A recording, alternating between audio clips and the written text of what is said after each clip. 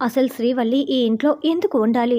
తనకి ఈ ఇంటికి ఎలాంటి సంబంధం లేదు కాబట్టి శ్రీవల్లి ఈ ఇంట్లో ఉండకూడదు. ముందు వెళ్ళిపో అని యువరాజు గొడవ చేస్తూ ఉంటాడు.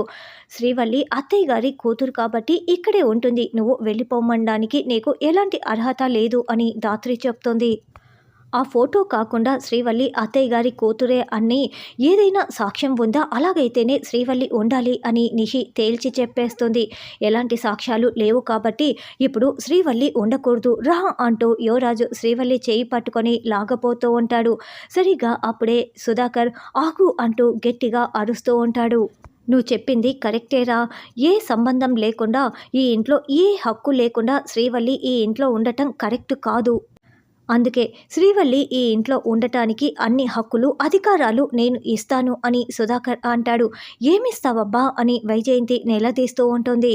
శ్రీవల్లిని రేపే నేను దత్తత తీసుకోబోతున్నాను అని సుధాకర్ తన నిర్ణయాన్ని చెప్పగానే యువరాజు, నిషి, వైజయంతి చాలా షాకింగ్గా వింటూ ఉంటారు. అప్పుడు శ్రీవల్లి ఈ ఇంటి ఆడపిల్ల, ఈ ఇంటి కూతురు అవుతుంది. అప్పుడు ఈ ఇంట్లో ఎందుకు ఉంటున్నావు? నీ హక్కేంటి? అని ఎవరు ప్రశ్నించటానికి ఉండదు.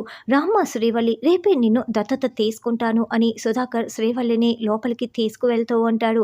ఇక వైజయంతి మండిపడుతూ చూస్తూ ఉంటే ధాత్రి, కేదార్ మాత్రం చాలా సంతోషంగా చూస్తూ ఉంటారు. అటు తిరిగి ఇటు తిరిగి ఇది మళ్ళీ మన కొంపలు ముంచుతోందే అని నిషి, యువరాజు టెన్షన్ పడుతూ చూస్తూ ఉంటారు.